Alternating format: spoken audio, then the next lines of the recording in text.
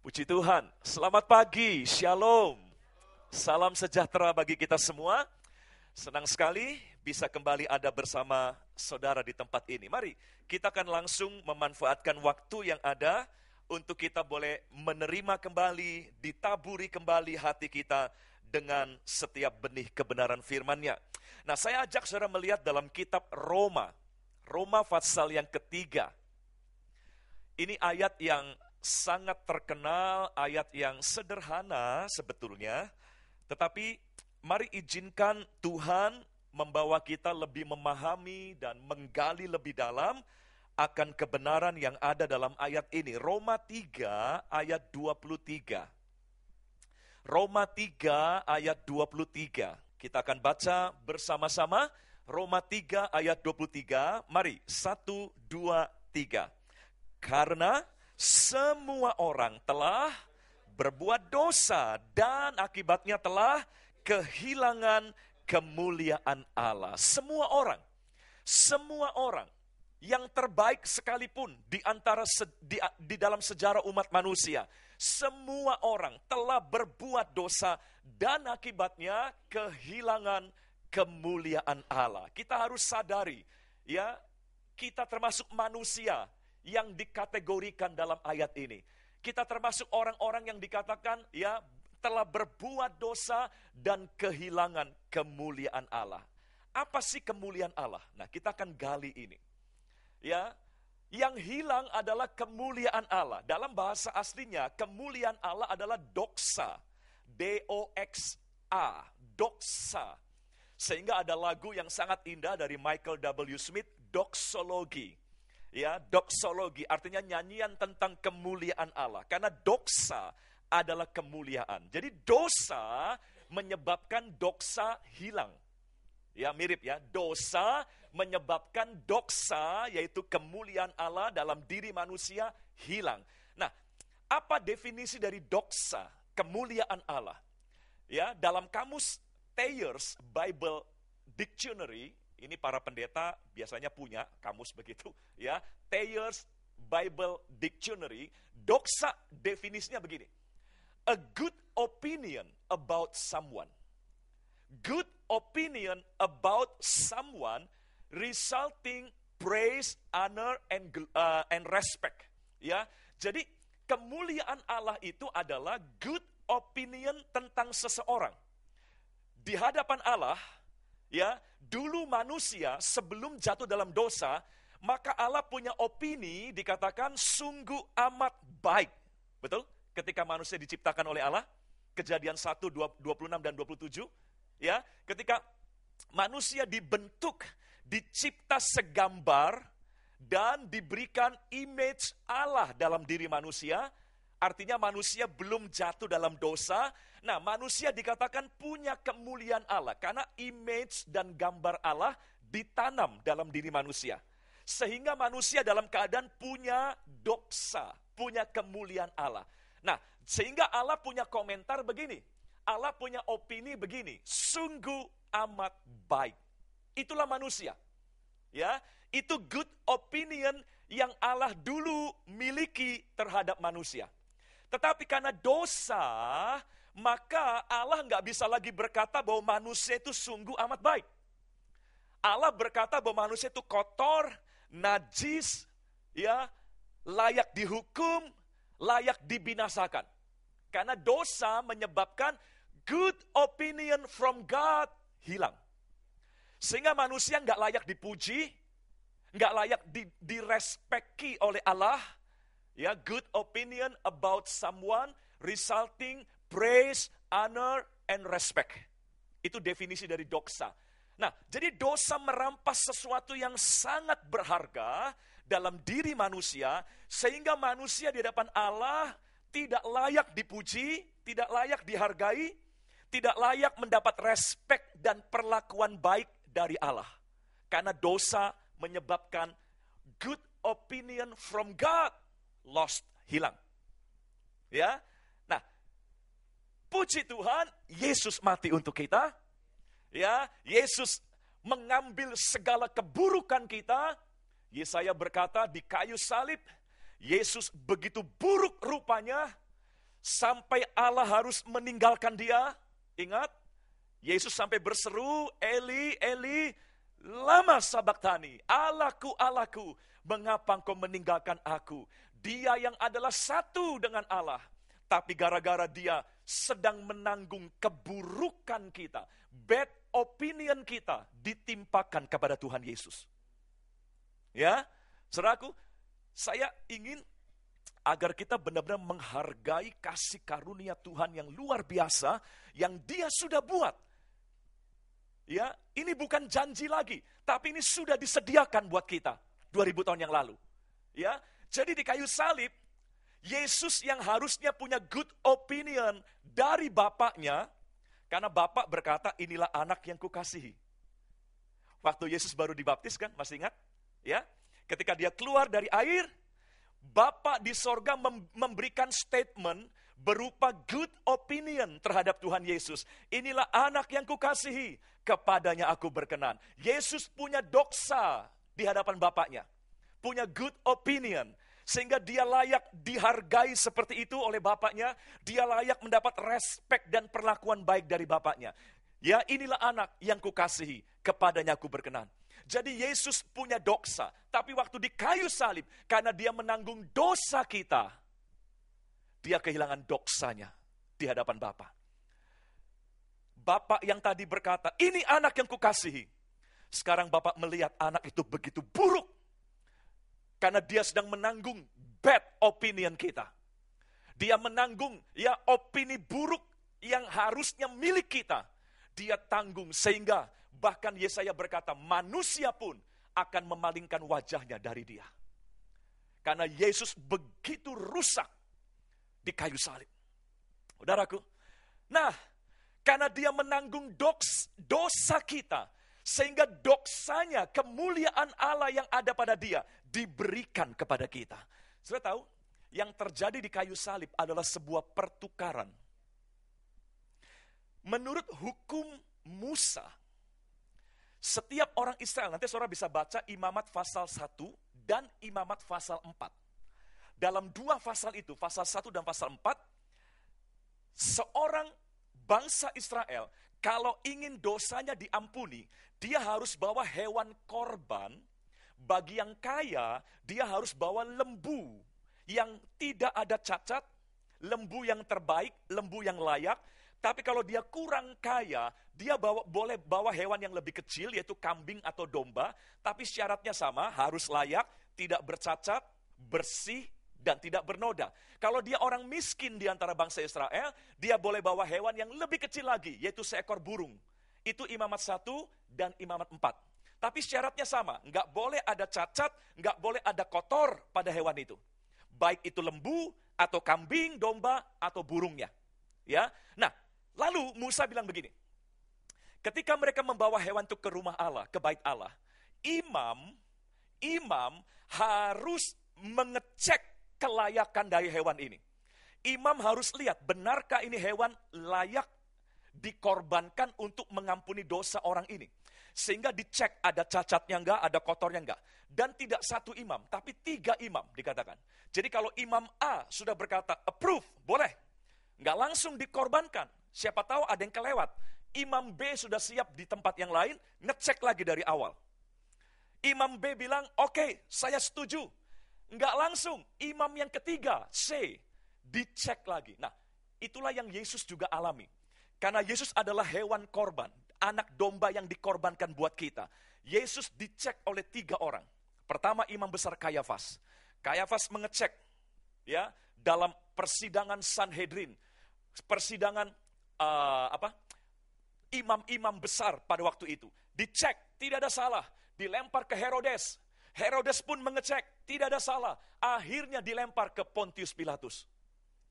Jadi Yesus menggenapi tuntutan syarat dari hukum Taurat. Dia sebagai hewan korban kita. Dia sebagai anak domba yang dikorbankan buat kita. Dia dicek oleh 3 pihak. Dan 3 pihak berkata, tidak ada salah. Sampai akhirnya Pontius Pilatus harus cuci tangan. Dan dia berkata, aku gak mau ikut campur dalam hal ini. Karena aku tidak menemukan kesalahan pada orang ini. Nah, singkat cerita. Kembali ke hukum Musa tadi. Setelah 3 imam mengecek dan berkata, oke, ini hewan layak menjadi hewan penghapus, korban penghapus dosa dari orang Israel. Maka hewan itu disembelih, dan Musa berkata begini, waktu hewan itu disembelih, maka semua keburukan dan dosa kejahatan dari orang Israel ditimpakan kepada hewan ini. Dan kelayakan serta kebersihan dari hewan ini dipindahkan kepada orang Israel. Ada pertukaran. Waktu hewan ini naik ke altar dan disembelih, maka di situ dia sedang menerima segala keburukan orang Israel. Dan dia sedang memberikan segala kebaikannya kepada orang Israel. Sehingga orang Israel pulang dari kemah Allah dalam keadaan bersih. Sudah dikuduskan, ditahirkan kembali. Nah, itulah yang terjadi pada Tuhan Yesus di kayu salib. Waktu dia mati bagi kita, saudaraku, mari ingat ini baik-baik. Waktu dia mati bagi kita, dia sudah menghisap segala keburukan kita. Dia sedang menanggung bad opinion kita di hadapan Allah. Dia ambil bad opinion kita di mata Allah. Sehingga dia yang harus ditolak di kayu salib. Dia yang harus dibuang di kayu salib. Ya, tapi bukan hanya itu yang terjadi. Ketika dia mengambil segala yang buruk, dia memberikan kebaikannya untuk kita. Ya, saudaraku, makanya kita yang percaya kepada Tuhan Yesus, kita sudah dikuduskan oleh darah Yesus. Kita sudah punya kembali doksa, good opinion from God. Makanya 1 Petrus 2 ayat 9, mari baca. 1 Petrus 2 ayat yang ke-9. Inilah doksa yang sudah dikembalikan oleh Tuhan Yesus kepada kita semua. Kita baca bersama-sama dengan yakin. Karena ayat ini bicara untuk setiap orang yang percaya kepada Tuhan Yesus. 1 Petrus 2 ayat 9. Mari, 1, 2, 3. Tetapi kamulah bangsa yang terpilih. Imamat yang rajani. Bangsa yang, bukan dikatakan bangsa yang akan dikuduskan. Tidak. Bangsa yang kudus. Sudah atau belum? Sudah. Ya, bangsa yang kudus, umat kepunyaan Allah sendiri, supaya kamu memberitakan perbuatan yang besar dari Dia, yang telah memanggil kamu keluar dari kegelapan kepada terangnya yang ajaib. Saudara, ini ayat bukan bicara kepada orang yang sudah mati, yang nggak pernah bisa bikin dosa lagi. Ini ayat bukan bicara pada orang yang sempurna, enggak. Ini ayat untuk orang-orang yang masih hidup. Nah, semua orang yang masih hidup masih bisa bikin salah, betul? Siapa yang berani berkata, saya udah gak bisa bikin salah lagi? Semua orang yang masih hidup masih punya kelemahan. Semua orang yang masih hidup, sekalipun dipenuhi Roh Kudus bahkan, wow. Ya, sekalipun punya kuasa Allah, urapan Allah yang luar biasa pun, namanya orang masih hidup, masih punya kelemahan. Tetapi ayat ini sudah berkata, kamulah bangsa yang terpilih. You are qualified people, dikatakan. Qualified people. Wah, berarti status kita sudah baik. Kita sudah punya doksa kembali. Allah tidak melihat kita bangsa yang layak dibuang lagi. Allah tidak melihat kita sebagai umat yang layak dihukum, dicampakkan. Tidak. Tapi Allah sekarang berkata, kamulah bangsa yang terpilih. Imamat yang rajani. Imam dan raja, itu dua kedudukan yang paling terhormat di zaman bangsa Israel. Imam dan raja, nggak ada yang lebih dihormati selain dua posisi itu. Imam dan raja, dan itu saudara dan saya. Ya, bangsa yang kudus. Kudus artinya mulia, doksa. Ya, orang kudus pasti dihormati, betul? Nah, kamulah bangsa yang kudus. Umat kepunyaan Allah sendiri. Wow. Saya rindu, saudara sebagai orang yang percaya Yesus, tahu siapa dirimu di dalam Tuhan. Ya, kekudusan itu anugerah. Pembenaran itu anugerah. Tidak ada manusia yang bisa menguduskan dirinya sendiri. Tidak ada manusia yang bisa menjadikan dirinya benar dengan usahanya sendiri. Mari hargai kasih karunia Tuhan. Lihatlah betapa baiknya Yesus untuk kita semua. Karena dialah yang mengembalikan dosa itu. Sekarang di dalam Yesus, ya, kita sudah kembali punya good opinion. Kalau saudara lihat 1 Petrus 2 ayat 9 ini, inilah good opinion Allah tentang saudara. Kalau saya boleh simpulkan ayat ini, inilah good opinion Allah tentang kita. Allah sekarang sudah berkata, kamu qualified untuk aku. Kamu layak. Ya, kamu nggak akan terbuang lagi karena kamu bangsa yang aku pilih. Qualified people, ya, imamat yang rajani. Kamu bangsa yang kudus. Kalau saya boleh simpulkan, ini ayat adalah statement tentang siapa kita di hadapan Allah. Dan ingat, ini ayat tidak muncul karena usaha kita. Bukan karena kita baik, kita kembali punya good opinion from God. Bukan karena kinerja kita. Ini terjadi karena Yesus baik untuk kita. Ini terjadi karena kinerja Yesus yang luar biasa, yang telah menebus kita di kayu salib. Pak, tapi saya masih ada kelemahan. Semua orang masih punya kelemahan. Ya, kebaikan Tuhan tidak tergantung apa yang kita lakukan. Kebaikan Tuhan ditentukan oleh apa yang Yesus lakukan untuk kita. Itulah kasih karunia. So, jangan ragu. Jangan ragu bahwa kita nih di hadapan Tuhan, di dalam Yesus, kita sudah dikasihi oleh Dia. Ya, sekalipun kita masih ada kelemahan. Ingat, kita sering nyanyikan kasih Allah. Wah, tidak bisa terbayangkan. Nah, kalau kasih Allah dibatasi oleh kelemahan kita, terbayangkan berarti, terukur berarti. Padahal kita suka nyanyi kasih Allah tidak terukur. Betul? Ya. Mari saudaraku, percayalah ya bahwa melalui korban Tuhan Yesus kita sudah kembali punya good opinion from God. Jadi jangan lagi ada yang merasa, aduh saya belum layak. Ya, karena saya belum bisa begini, belum bisa begitu. Saya masih gagal ini, saya masih gagal itu. Ya memang, semua orang ada kegagalannya masing-masing. Ya, setiap orang pun punya keterbatasannya. Tapi di dalam Tuhan Yesus, maka kebaikan Tuhan sudah membungkus hidup kita. Saudara, banyak ayat kita temui yang mengatakan bahwa kita di dalam Kristus. Mari, salah satu ya. Saya ajak saudara melihat dalam 1 Korintus 1 ayat 30.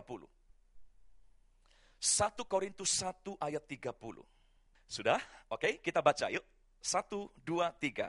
Tetapi oleh Dia kamu berada dalam Kristus Yesus, yang oleh Allah telah menjadi hikmat bagi kita. Perhatikan, Ia membenarkan dan menguduskan dan menebus kita.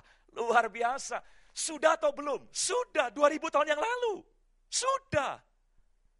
Ya, Ia membenarkan, Ia menguduskan, dan karya Yesus itu sempurna, sudah genap. Betul kan? Yesus di kayu salib berkata, sudah selesai. Apanya yang selesai? Pengudusanmu sudah selesai. Pembenaranmu sudah selesai. Sudah selesai, sudah genap. Ya, saudaraku, itulah kasih karunia. Kasih karunia adalah sesuatu yang kita nggak bisa usahakan sendiri. Saudara, di bawah hukum Taurat, manusia itu frustrasi. Saudara. Frustrasi. Dan tidak ada seorang pun yang bisa menggenapi hukum itu. Ada seorang anak muda yang kaya ketika Yesus melayani, masih ingat cerita itu ya? Dia merasa udah layak. Sebelum ketemu Tuhan, ya kalau saya boleh simpulkan, sebelum ketemu Tuhan, dia merasa sudah layak, sudah bagus karena apa yang dia lakukan. Menurut hukum Allah, 10 perintah Allah. Nah ketemu Tuhan, dia bilang begini, Guru, untuk hidup yang kekal, apa yang harus aku lakukan? Wow. Fokusnya kepada apa yang harus aku lakukan. Padahal hidup kekal adalah apa yang Allah lakukan buat kita. Bukan apa yang kita lakukan buat Dia. Betul? Tapi dia fokusnya apa yang harus kulakukan untuk hidup yang kekal. Tuhan bilang begini, ada 10 hukum Allah, lakukan itu. Dia berkata, sudah aku lakukan semua. Wow, ada ya orang-orang yang merasa udah benar, udah layak dengan apa yang dia lakukan. Lalu apa jawab Tuhan Yesus? Oh, sudah semua ya? Masih ada yang kurang. Tuh, orang kalau merasa dirinya benar, di hadapan Tuhan ternyata masih ada yang kurang. Masih ada yang kurang. Masih ada yang kurang. Makanya jangan sombong, sebaik apapun kita nggak bisa membenarkan diri kita sendiri di hadapan Tuhan. Nggak bisa. Ya, Lalu Tuhan bilang begini, masih ada satu yang kurang. Apa itu? Jual semua hartamu, berikan pada orang miskin, ikut aku. Sebetulnya Tuhan Yesus membawa dia kembali ke hukum yang pertama. Jangan ada padamu ilah lain di hadapanku. Karena ilahnya adalah hartanya. Betul? Ya. Jadi sebetulnya dia merasa 10 hukum sudah dia lakukan. Ternyata ya Yesus membawa dia kembali ke hukum pertama, dia gagal di situ ternyata. Bayangkan, di hukum pertamanya udah gagal. Dia pulang dengan kecewa. Berarti ya ada ilah lain di hatinya, yaitu hartanya. Dan ternyata dia gagal. Baru di hukum pertama, dia udah gagal. Tadinya dia merasa sudah lakukan semua hukum, 10-10-nya. Ternyata setelah dijelaskan Tuhan, yang pertama aja kamu belum loh. Mungkin menurut kamu sudah, tapi menurut aku belum. Dan dia gagal akhir. Saudara, seringkali kita bangga ya, Pak, saya nggak bunuh orang, berarti saya benar. Yesus bilang begini, sesungguhnya aku berkata kepadamu, jika engkau membenci saudaramu, engkau sama dengan pembunuh. Hukum Allah seringkali kita sederhanakan dengan konsep kita sendiri. Hukum Allah itu terlalu sulit dilakukan. Makanya di bawah hukum Taurat, semua orang frustrasi. Makanya orang Yahudi setelah mendengar gitu, ya, membenci orang sama dengan membunuh. Ya, itu definisi Tuhan. Jadi kalau mau benar menurut hukum Allah, jangan pakai konsep kita sendiri. Pakai konsepnya Tuhan. Jadi ternyata membenci orang itu sama dengan bunuh. Ada yang nggak pernah benci orang di sini? Jadi saya berhadapan dengan para pembunuh hari ini. Termasuk saya juga. Jadi kita nih gagal semua di hadapan hukum Allah. Betul nggak? Gagal semua di hadapan hukum Allah. Kita nih rusak, kita nih pemberontak, pelanggar hukum. Kayak anak muda tadi, kita pikir kita nggak bunuh orang ya. Kita pikir kita harus lakukan hukum Allah. Ternyata kita sering melanggar. Contoh lain, aku nggak berzina. Yesus berkata, sesungguhnya kalau seseorang melihat seorang wanita dan mengingininya, dia sudah berzina dalam hatinya. Saudara, bahkan di perjanjian lama, kita mengeluh kepada Tuhan. Ingat bangsa Israel di padang gurun? Mengeluh itu di mata Allah sama dengan pemberontakan di hadapan Tuhan. Makanya bangsa Israel banyak yang dibinasakan di padang gurun, bukan karena kriminalitas, tapi karena mengeluh kepada Tuhan. Dan itu pemberontakan di mata Allah. Ada yang gak pernah mengeluh? Kok masih hidup? Karena kasih karunia menyertai kita. Coba kalau kita diukur dengan hukum Allah, kita gagal semua. Betul, saudaraku. Ya, kalau ukurannya harus ini, harus itu, nggak ada yang bisa diselamatkan. Tapi untung, Yesus yang membayar semua hutang kita terhadap hukum Taurat. Ya, kita punya banyak hutang terhadap hukum Allah. Kita punya banyak hutang terhadap ketentuan-ketentuan Allah, karena kita nggak pernah bisa melakukannya. Tapi Yesus membayar semua hutang kita di kayu salib. Sehingga kita punya kembali doksa. Sehingga Allah mulai berkata kepada kita, kamulah bangsa yang terpilih. Aku membenarkan kamu. Aku menguduskan kamu. Ya, saudaraku. Jadi, saudaraku, mari, ya, saudara yang percaya Yesus, saudara harus yakin siapa kita. Supaya kita bisa menikmati kekristenan kita dengan penuh sukacita. Nggak ada lagi yang terhukum. Ya, nggak ada lagi yang merasa, aduh saya belum layak, saya belum pantas diberkati. Tuhan kayaknya belum bisa lah mengasihi saya karena saya masih gagal ini, gagal itu. Roma 5 ayat 8 berkata, dalam keadaan kita masih berdosa, Allah sudah mengasihi kita dengan memberikan anaknya yang tunggal. Jadi bukan karena kita baik, kita dikasih Allah. Tapi karena Yesus baik, kita dikasih oleh Allah. Ya, bukan karena kinerja kita baik, kita layak diberkati Tuhan. Tapi karena kinerja Yesus yang sempurna untuk kita, kita diberkati oleh Tuhan sampai hari ini. Saudaraku, saya rindu kita punya mental yang benar sebagai orang Kristen. Hiduplah dengan mental orang benar. Jadi, saudaraku, kita memang harus hidup benar. Saya ulangi. Salah kalau sebagian orang mencurigai khotbah kasih karunia itu membuat orang jadi, wah bebas berbuat dosa. No, tidak. Orang yang mengenal kasih karunia Tuhan, tidak akan mungkin hidup mengecewakan hati Tuhan. Kalau kita sadar kita dikasihi luar biasa, kita pasti akan mengasihi kembali Tuhan Yesus. Nggak ada yang seperti itu, yang seenak-enaknya, tidak. Gini, kita harus hidup benar, bukan untuk jadi orang benar. Kita hidup benar karena kita sudah dibenarkan oleh Tuhan. Kita hidup dalam kekudusan, bukan supaya jadi orang kudus. Kita hidup dalam kekudusan karena kita sudah dikuduskan. Start kita adalah dari it is finished-nya Tuhan Yesus. Saudaraku, perjalanan kekristenan kita, ya, perjalanan kita sebagai murid Tuhan, sebagai pelaku firman, itu diawali dari kasih karunia. Ketika Tuhan berkata, it is finished. Jadi garis finishnya Tuhan adalah garis startnya kita. Kita memulai dari apa yang Yesus akhiri untuk kita. Kita memulai dari apa yang Yesus sudah sempurnakan bagi kita. Jadi, ya, kita bergerak, melakukan firman, berdasarkan karena kita sudah diselamatkan. Saya harus mengasihi Tuhan. Bukan kebalik. Saya mengasihi Tuhan supaya diselamatkan. Tidak.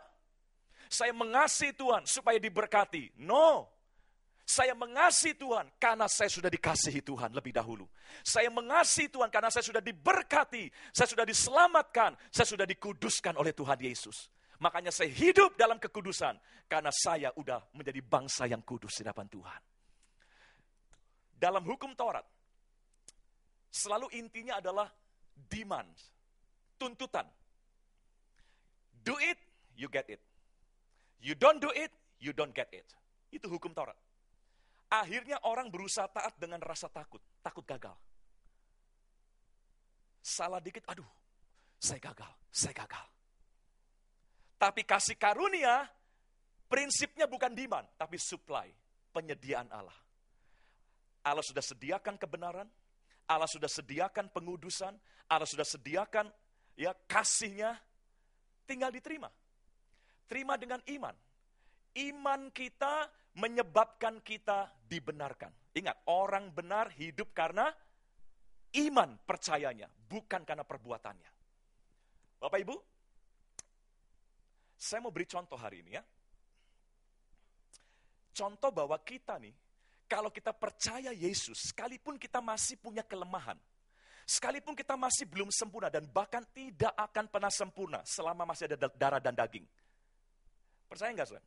Kita selama punya darah dan daging, sampai kapanpun nggak bisa sempurna. Betul nggak? Karena daging inilah kelemahan kita. Makanya kita harus menanggalkan daging yang lama ini. Mati dan diganti dengan tubuh kemuliaan. Baru kita sempurna. Ya, nah, saudaraku, sekalipun kita ada keterbatasan dan sebagainya, tapi kalau saudara percaya Yesus, maka Allah melalui Yesus sudah punya good opinion tentang kita. Tuhan tidak berkata bahwa kamu brengsek, kamu jelek, hanya karena kita punya kelemahan. Tidak. Ya, karena kita orang percaya, iman percaya kita menyebabkan kita hidup di dalam Kristus. Tadi dikatakan, ya kembali, ya tetapi oleh Dia, 1 Korintus 1 ayat 30 tadi, tetapi oleh Dia kamu berada dalam Kristus. Perhatikan kalimat itu, kamu berada dalam Kristus. Kalau saya contohkan, mikrofon saya ini, saya letakkan berada di dalam sesuatu, maka kelihatan lagi apa enggak mikrofonnya? Enggak kan? Yang kelihatan adalah bungkusnya. Betul? Nah, kamu berada dalam Kristus. Kita di dalam Kristus. Yang kelihatan siapa? Kristus. Kristus yang kelihatan.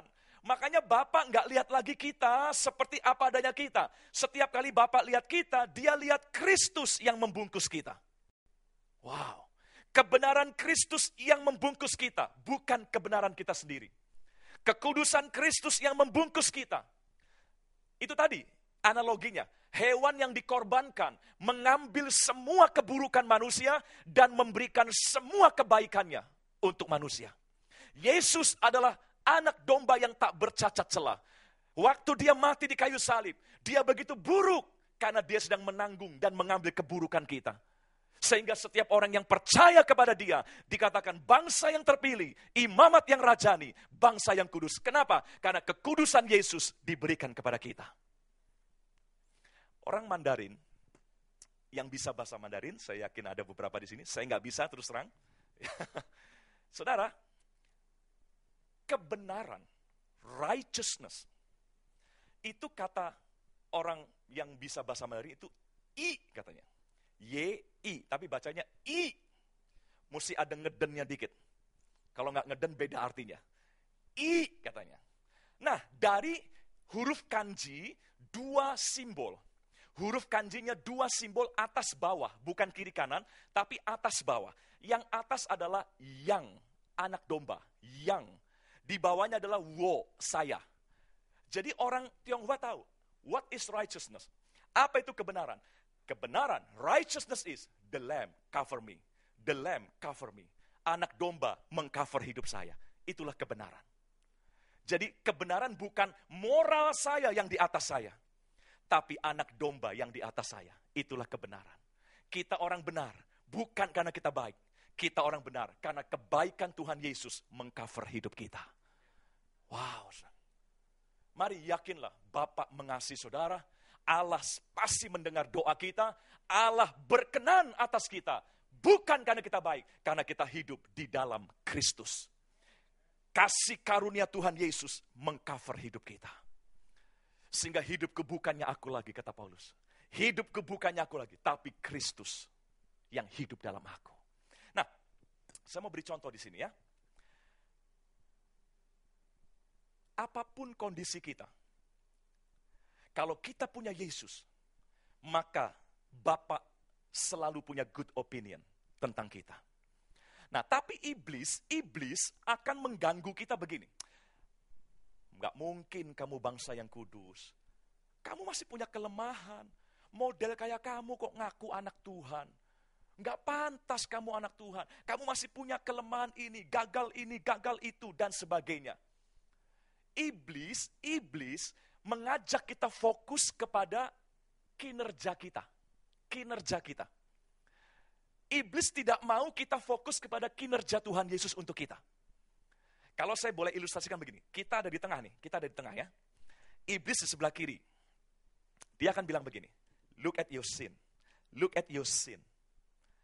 Kamu gak layak. Kamu najis. Kamu kotor. Look at your sin. Ya. Dan lalu kita terpengaruh, iya ya, aduh. Saya ini pelayan Tuhan, tapi masih suka bohong. Ya, kalau kepepet bohong dan sebagainya. Bukan berarti saya mengizinkan Anda bohong, bukan. Tapi sehebat apapun kita masih bisa bikin salah. Betul? Betul? Saya harap kita nggak ada yang sombong hari ini. Dengan berkata bahwa, saya udah diurapi, nggak mungkin saya bikin salah. Siapa bilang? Seperti anak muda yang kaya tadi, merasa udah hebat. Ternyata hukum yang pertama aja ternyata masih gagal. Ya, saudaraku. Kita ini seperti bulan katanya. Dari jauh bagus. Begitu dari dekat bolongnya banyak. Ya, nah kita terpengaruh, iya ya, aduh, kalau lihat kinerja saya, lihat perbuatan saya nggak layak, saya nggak pantas diberkati, saya nggak pantas meminta sesuatu dari Tuhan. Iblis berkata, look at your sin. Tapi puji Tuhan, di sebelah sini Bapa berkata, look at my son Jesus. He died for you. Ya, He redeemed you, He ransom you. Dia telah menebus kamu. Darahnya telah tersedia untuk menguduskan hidupmu. Di sana bilang look at your sin, di sini bilang look at my son. Beda dikit ya, sin, son. Kita tergantung kita mau percaya yang mana. Kalau kita terus dengar yang di sebelah sini, kita akan merasa nggak layak. Kita hidup dalam tekanan, kita hidup dalam stres. Aduh, saya diberkati apa enggak ya? Bapak mau dengar doa saya apa enggak ya? Saya layak enggak ya untuk terima jawaban dari doa saya? Saya layak enggak ya terima mujizat? Karena mengukur diri dengan kinerja kita. Tapi Bapak bilang, look at my son Jesus. Lihat anakku yang telah mati bagi kamu. Lihat dia telah korbankan darahnya untuk kamu. Lihat dia telah berikan kasih karunia-Nya untuk kamu. Kamu telah dibenarkan. Kamu bangsa yang terpilih, imamat yang rajani, bangsa yang kudus di hadapanku. Saya harap saudara lebih percaya kepada suara Bapa, bukan suara iblis. Makanya Ibrani 12 ayat 2 berkata, marilah kita melakukannya dengan mata yang tertuju kepada Tuhan Yesus. Miliki kehidupan cross conscious. Kesadaran akan salib. Kesadaran akan salib.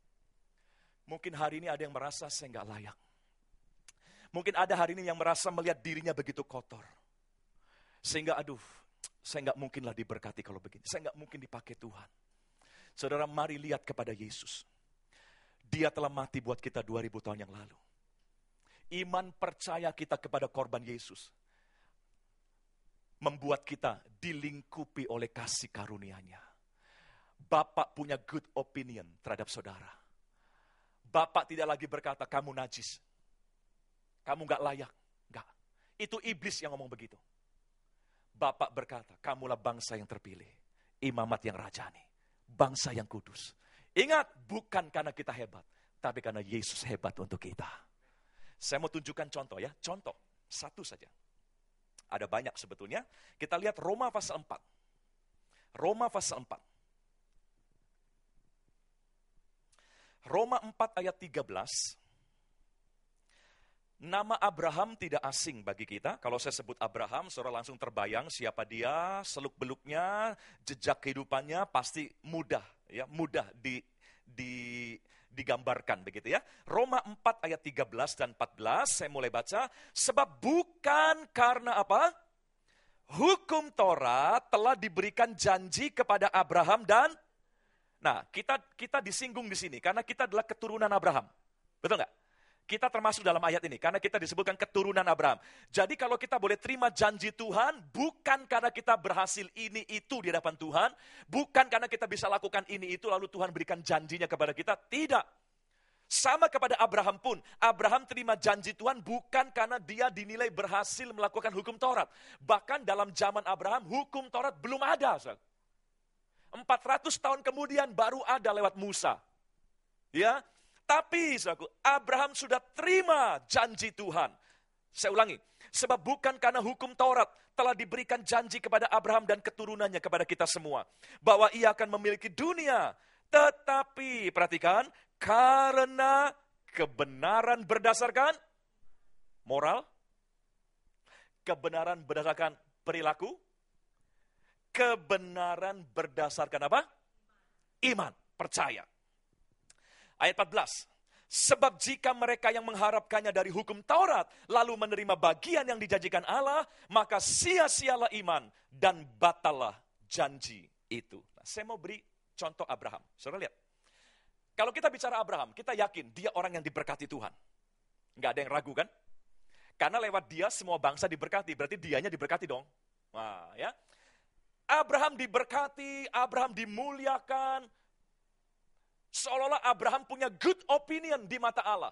Bahkan Allah tidak malu disebut, akulah Allah Abraham, Ishak dan Yakub. Betul? Abraham begitu mulia di mata Allah. Abraham diperlakukan dengan sangat hormat di mata Allah. Sampai hari ini pun Allah menjaga kehormatan nama Abraham. Sampai hari ini. Apa karena Abraham baik? Jelas dikatakan bukan karena Abraham bisa melakukan hukum Taurat. Tidak. Nama Abraham dimuliakan sampai hari ini.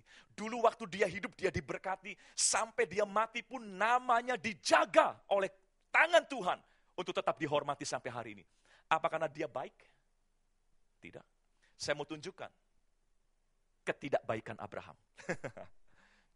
Saudara, orang ini diberkati, orang ini dihormati Tuhan. Padahal dia punya kelemahan akut. Saya mau tunjukkan. Dia adalah orang yang egois. Dia orang yang mau cari selamat sendiri. Demi dirinya selamat. Dia rela korbankan orang lain, bahkan orang yang dia cintai, yaitu istrinya sendiri. Masih ingatkah saudara? Dia 2 kali berbohong tentang istrinya. Masih ingat? 2 kali loh. Kalau cuma sekali, oke, dia terpleset, kepepet. Tapi ngulangi lagi, berarti karakter. Betul nggak?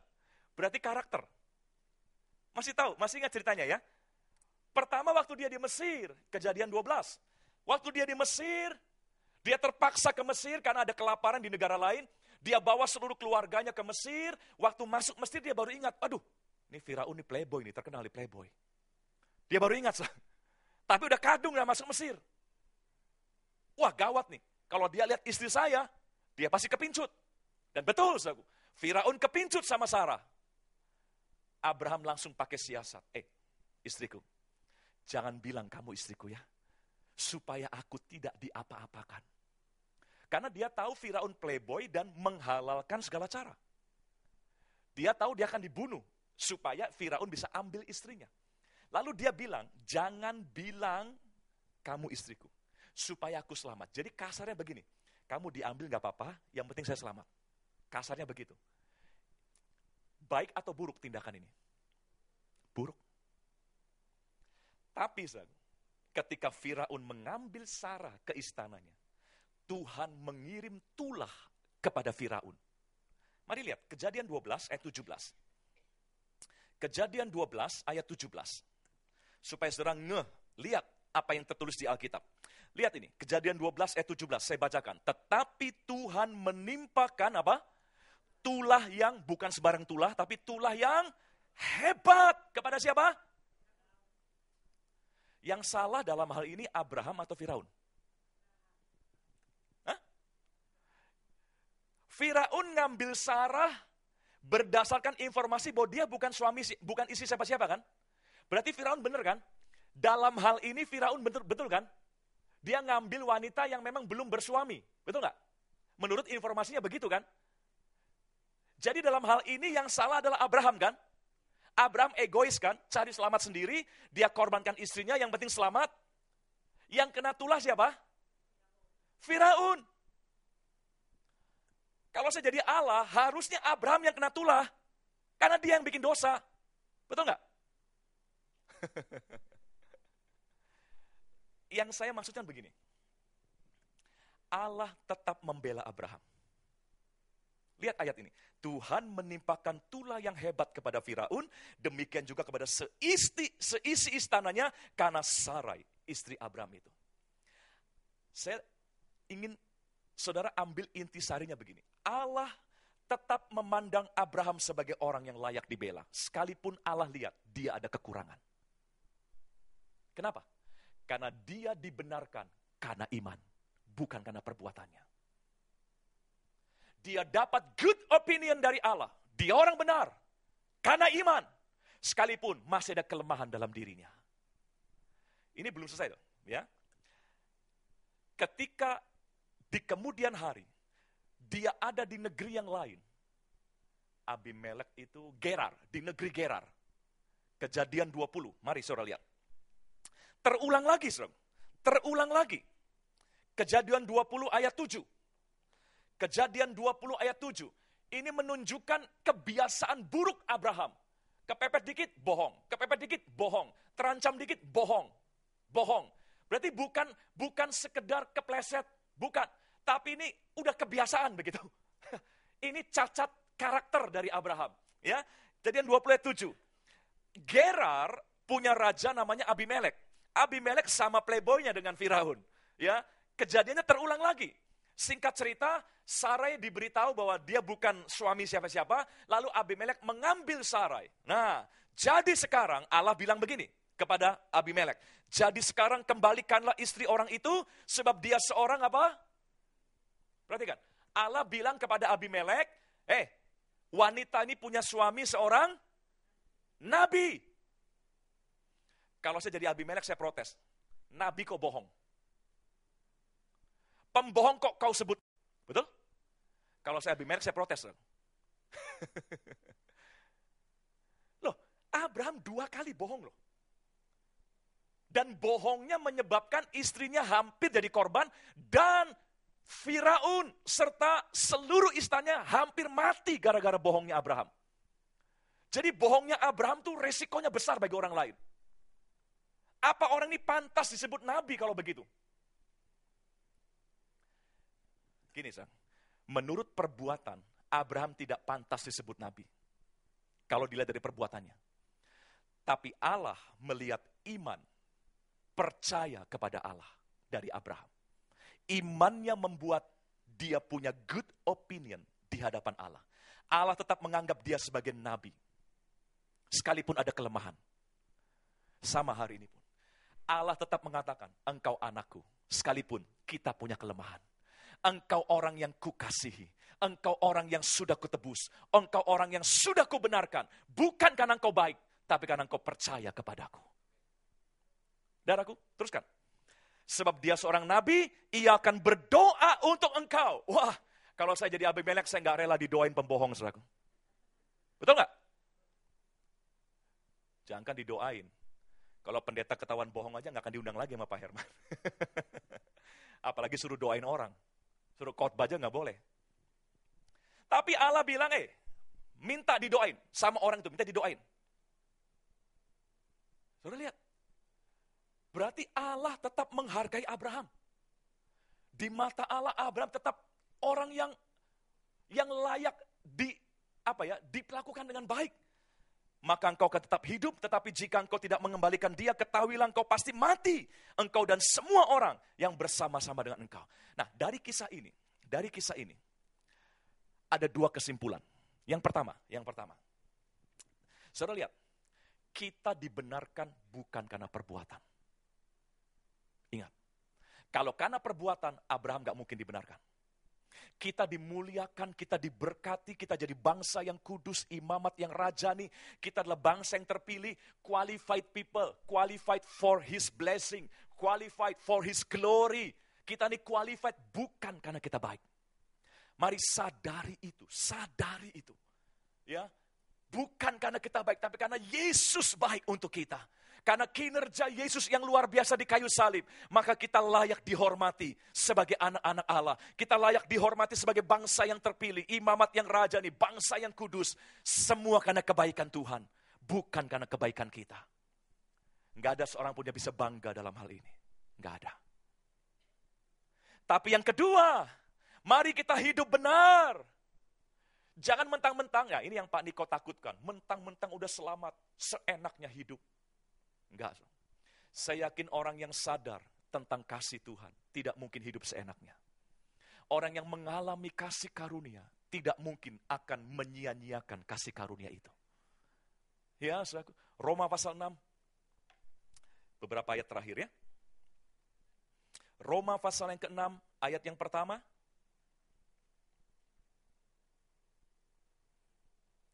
Roma pasal 6. Kita lihat ayat yang pertama. Roma 6, tolong.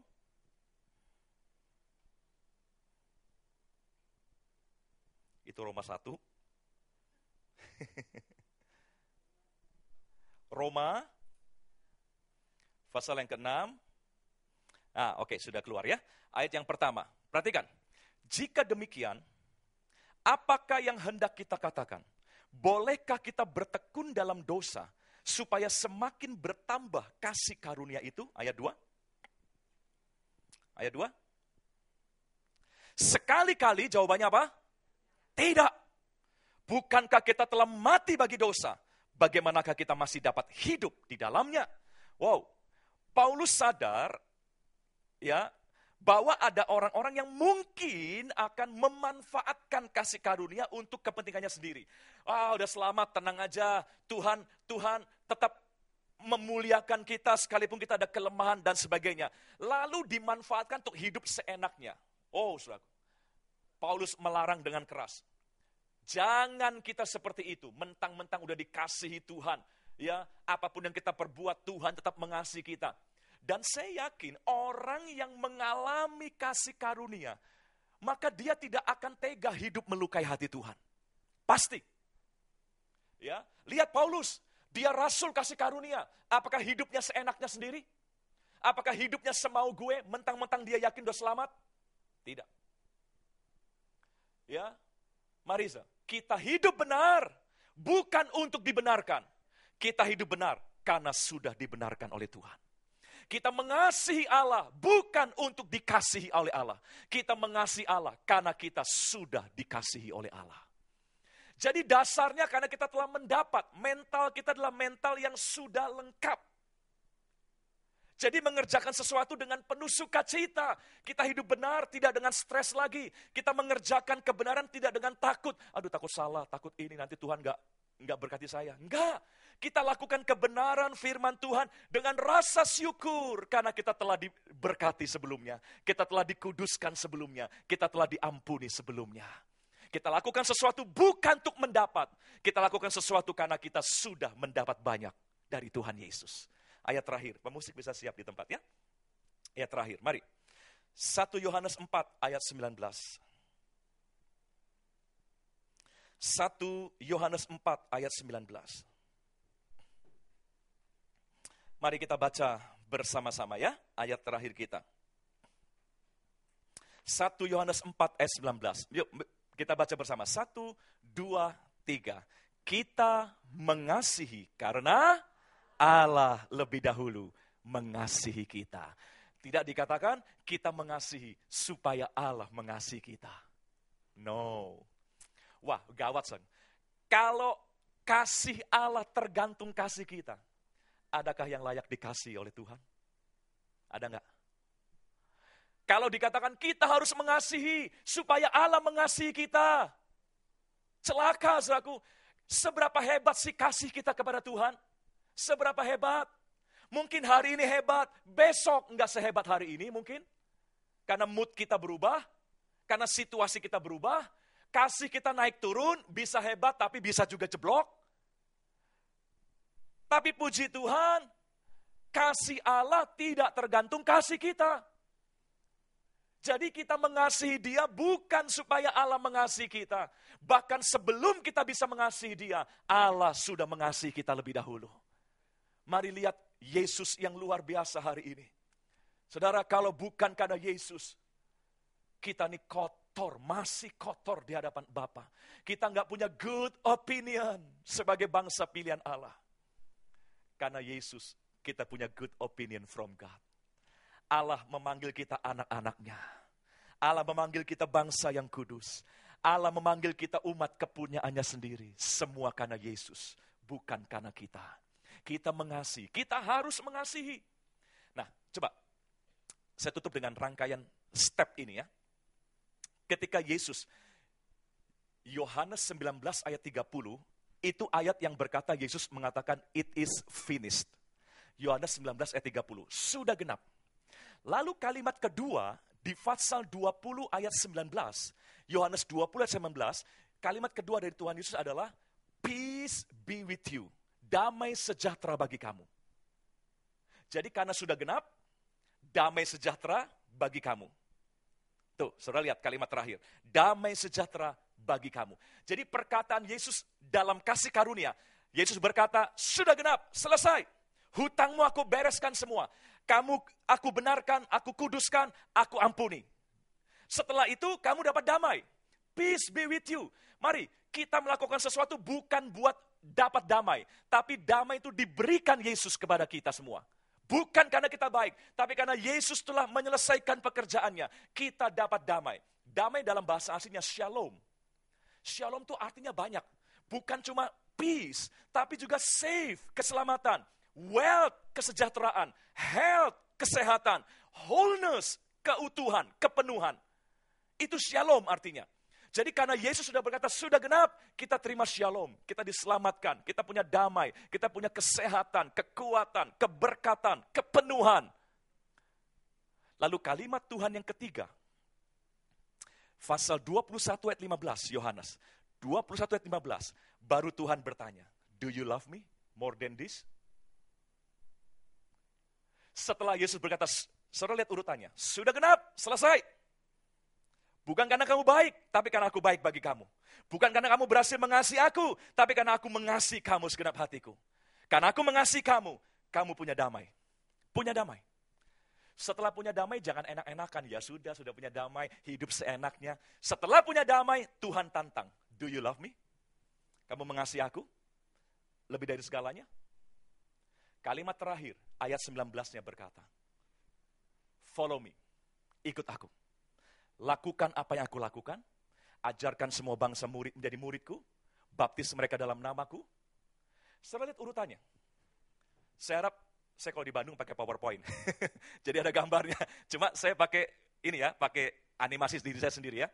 Sudah genap, apa yang kau butuhkan, aku sediakan semua.